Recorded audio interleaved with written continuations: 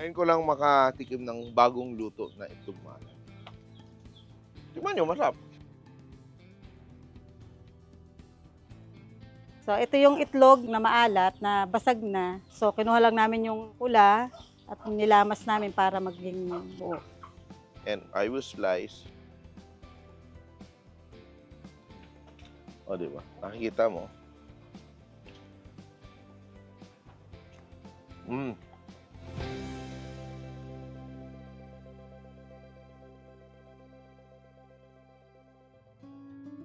In Santa Cruz, Laguna, Arlene Macalinaw is one of the few who continue to make quesong puti the traditional way. Soft, fresh white cheese, chewy, and flavorful make Carabao's milk a special delicacy. And it is made with Arlene's hands, a symbol of care, patience, and heritage.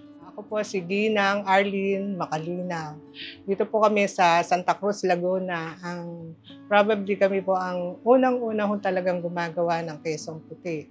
Since 1960, youngest na time po pa, yung grade school ka po. Nung kami nagawa po ng lola ko. Ngayon po, minana na ng nanay ko. Later on po, naman ako na rin po ang paggawa ng quesong puti. Ngayon, dito ko na nakatulong ito sa pagpapaaral sa akin ng mga anak ko. Lahat naman sila nakatapos. Nawala ang asawa ko, yung youngest ko magka-college. Talagang ito ang aking pinagkunan, itong quesong puti. Kung hindi ako natuto, baka hindi na ako pag-aaral ng anak ko.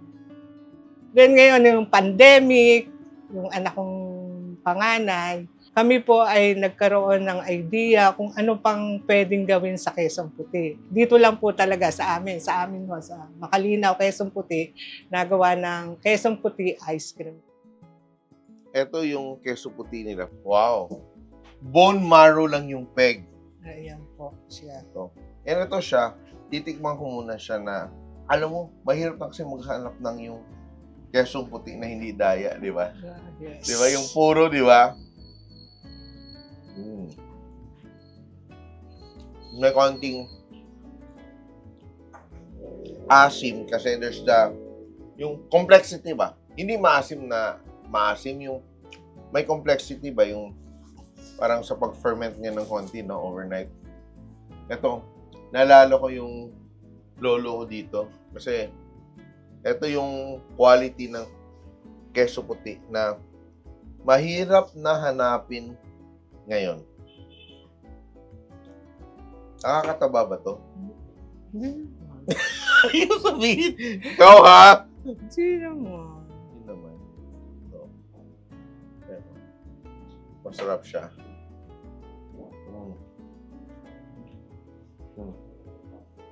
Ito ang sarap. Magkano itong ganito? 160 ito? Dalawa. Dalawang ganyan. Yung traditional kasi. Oo. Dito lang kasi yung iba-ibang style. Pag mga 3 days, 4 days, masarap siya talaga. Yun, nakakain. Nakakain ko yun. Nakakain mo yun. Para kasi siyang cheese. Ito kasi siya, isang tao, kayang umubos ng isang ganito. Yes. Mahilig sa keso po talaga. Kayang kainin yan. Lagi ka na nauubusan. Mahirap diba? Kasi minsan may nakuha pa rin sa aming mga resto. Yan, ice cream din. So ito siya yung quesong puti ice cream. Yung linamnam ba, no? Diba meron mga ice cream na very, very creamy. Ito siya, hindi siya sobrang creamy. Pero yung lasa, yung flavor niya, grabe. Parang siyang gelato. And ito pa yung queso puting ice cream na narinig ko. Kasi mag-queso puti, di ba mahal? Kasi gatas ng kalabaw. Hindi siya masyadong matamis. Tamang-tama lang. Ano kadami yung ginagawa mo everyday? Mostly, 30 lang. Kilos? Hindi. Liters? Liters. Minsan 15 liters, 20 liters. Sa isang litro, ilan yung nawawala? Kalahati ba yung natitira? Oo, kasi kalahati matubig. Matubig, no? Matubig siya, lalo't pag yung buffalo. Buffalo. Kasi pinakamaganda na nga ho, yung native na kalabaw. Yun ang, pag natikman nyo yun, yung quesong puti nang galing na native na kalabaw, mas malina. Talagang in heaven. Pero kaso wala na siya ngayon eh. wala nang native. Wala nang native. Ano Ano ba yung na, kalabaw nila? mestizo yung crossbreed ho. Ano? Ibig sabihin sa ano? crossbreed na ang ngayon no, ang kumbaga buffalo and native. Yun na ang mga ngayon. In a world that constantly chases the new, Arlene reminds us of the beauty of staying true to the old, of preserving flavor, culture, and memory through every block of Quezon Puti. Her work may seem quiet, but it speaks volumes about pride in one's roots, the power of keeping traditions alive, one piece of cheese at a time. And talking about spirits, the same spirit of preservation is alive in another age-old craft that requires fire, patience, and a steady hand. In Liliw, Mang Larry continues to make the time-honored practice of making lambanog, turning the sap of coconut trees and nipa into a drink that has long brought people together in celebration, in song and story. Panibagong adventure natin, dito tayo kay Mang Larry, gawaan ng lambanog. So, mapapanood natin kung paano ginagawa yung ating lambanog. Ganda ng bridge, ha? So, tatawid tayo ng sapa. Look at that, beautiful. And I'm sure, pag malakas yung ulan, lalakas din yung agos dito. And there must be a waterfall somewhere upstream, no? And eto na. Nakatawid na tayo sa gawaan ng lambanog. And it's a Philippine spirit that has become popular through the years. So ito, galing sa niyog to lahat. Niyog. So yung una, di ba, kukunin mo yung sap niya. Yung, anong tawag sa sap dito? Tuba. Tuba na. Oh, tuba. Sa lina kasi yan sa Bisaya eh. Yung tuba, yung parang Yung pinaka-ininom na ano. oh, iniinom na. Unang katas. Oo. Then pagkatapos, pinapa, Pagka yung mga 3 araw, pwede na iluto. luto na. Oo. Napaka-fascinating talaga yung mga produkto na binibili lang natin, nakabote. Hindi natin alam that the process takes so much time and effort. And ito, si Mang Larry, gumagawa ng lambanog. Oh. So ito, may mga panggatong tayo. So ganun lang po yung apoy natin, Mang Larry, no? Hinay-hinay lang. Hindi pwedeng malakas. Malakas. Kasi pagka napalakas siya, Oo. ang tawag doon sa amin, lumulugwa. Ang Oo. lumalabas doon, tuba. Tuba. Kasi napapower. Oo, kasi nag-overflow siya. Oo. So dapat yung lambanog, yung mga parang steam, no? Nag-condense yung liquid. Then distilled siya, halos Oo. distilled siya. Then pupunta dun yung steam, no? Then nagiging liquid ulit. Oo, pagbaba. So ito na siya, yun ang lumalabas dun. Kasi dapat niya, meron pating dito. Ito na yung cooling niya, normal lang na Cooling system, tubig. oo. Oh, so dito pinapainit, steam. Then pagpunta dito ng steam, may cooling system dito. Then babalik na siya pagiging liquid. Oo. Then pag naging liquid, eto na siya. May filter, oh. So mga impurities na yung mga nakukuha mong Oo. itim-itim, no? Oo, kasi galing yan dito. Yung bagang parang pinaka na rin. Oo. Ilang taon na po kayo gumagawa ng lambanog? Ano lang, mga 1996 ako nagsimula ako sa tuba eh. Kaya naisipan ko magluto para hindi matambakan. Di ba tambakan? At saka ito siya, hindi na siya, nagiging stable siya pag ganito. Kasi Oo. yung tuba nagiging asim, nagiging suka, then mababa yung halaga, di ba? Yan. Hindi kagaya nito. Ito kasi kahit na tumagal. Hindi siya na... At saka mas sumasarap yata, tumatagal. Mm. Oo. Eto, may tanong ako, Mang Larry. Sa tanang buhay mo, nasubukan mo na bang malasing?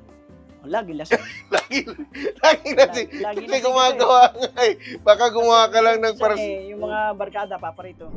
Ito, pag ito kinukuha, kailangan Ah, ihalo mong ganun para... Kasi minsan hindi pare sa nasa ilalim yung matapang yan. And susukatin ang... yung alcohol content kung Yeah. gaano ka taas ang volume nitong ng ating so lulutang siya based on parang oo. density or whatever ng Oo. intensity ng ating... Oh, okay. Gets ko. Yun pala yung Ngayon, mechanism. ano natin kung anong content niyan. Yan. 90%. Alcohol? Oo. 90%. Oh, kasi 40 Tikim eh. lang. Oh, i-shot mo. 90% yan, ha? Tama na, tama na. Pero to sobrang linaw, mas clear to kaysa kanina, Ay, oh. kasi, mahal nga yan eh. Mahal to. Oo, Mahal daw ako. mahal yan. Kaya yan eh, ano. Kasi, kukunti pa lumalabas eh. Oh? Oh my God. Ito pala to pwede na sa mga, di ba, sa restaurant, di ba, pang mga flambe. Oo, mahal yan eh. Pwede mag-order ng ganito. Oo, kaya lang, siyempre, ibang bayad yan. Oo naman. Oo. Ito, Oh my God. nagsisila. Ito ha. Oh, grabe, oh. Spirit, oh. Mataas. Ah! Che, parang uminom ka niya ng mga ano. 5 ng mga shot. Hennessy. Woo! Yan ito mo, nag-aapoy pa. Grabe, oh. Gumaganon yung kuhan ko dito. Balahibo sa Sa ano, batok, oh. Pero tikman nyo. Pero, hindi siya yung pait na, pait lang. Talagang very complex na may parang spicy notes na then may pagka-citrus. isang galon yan eh, inaabot ng 1K. 1K. Isang galon. Isang ganon. Basta yung gantong klase yan. Ito, Kasi lalabas siya lang ano eh, bali 8. E di ano lang yun, bali 4,000. pero ang sarap. Yan yung ano, mga pinafermented namin.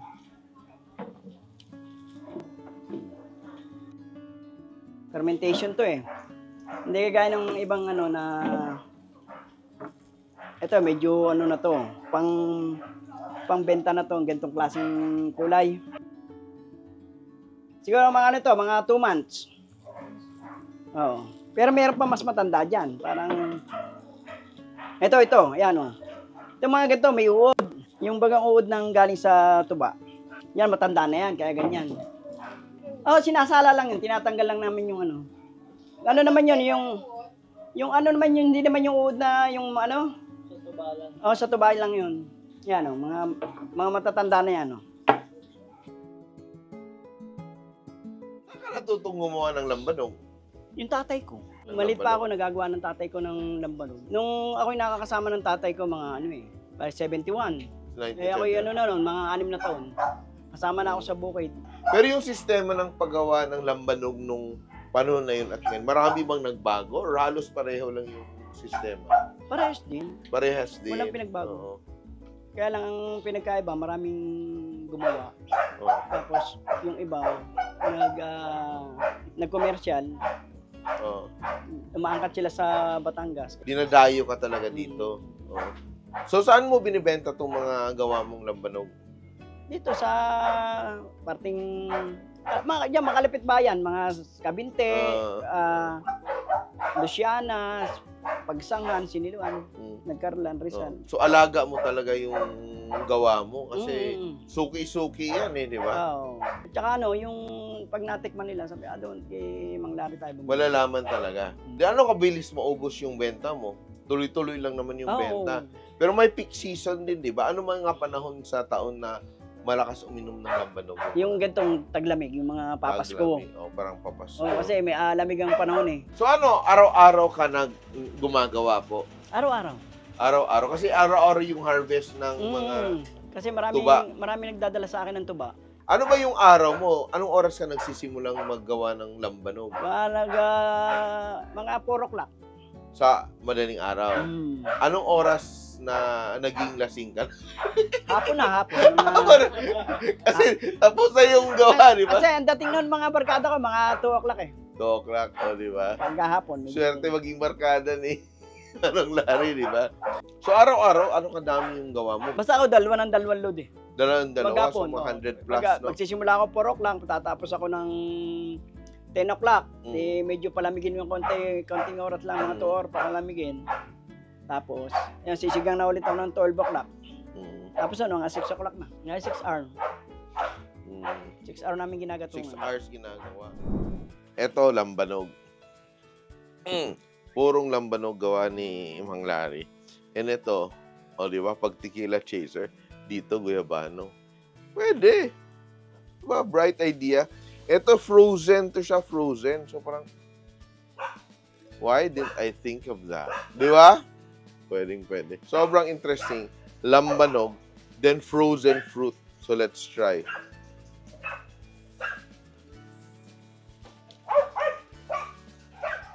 Mm. Mm. There's a bit of spiciness sa lambanog. Pero dito lang siya sa palate mo. Pero pagdating mo sa throat, suabe. So ito yung delikadong inumin kasi lalagyan mo ng konting sweetener. Inom ka ng inom, walang guhit. Di ba usually yung iniiwasan mo pag umiinom yung guhit, di ba? But this one's so smooth. And it works. Ito frozen to. Bro, tagay tayo. Lambanog. Chef, may shoot pa tayo mamaya, chef. Bahala kayo, subukan nyo. Tagay!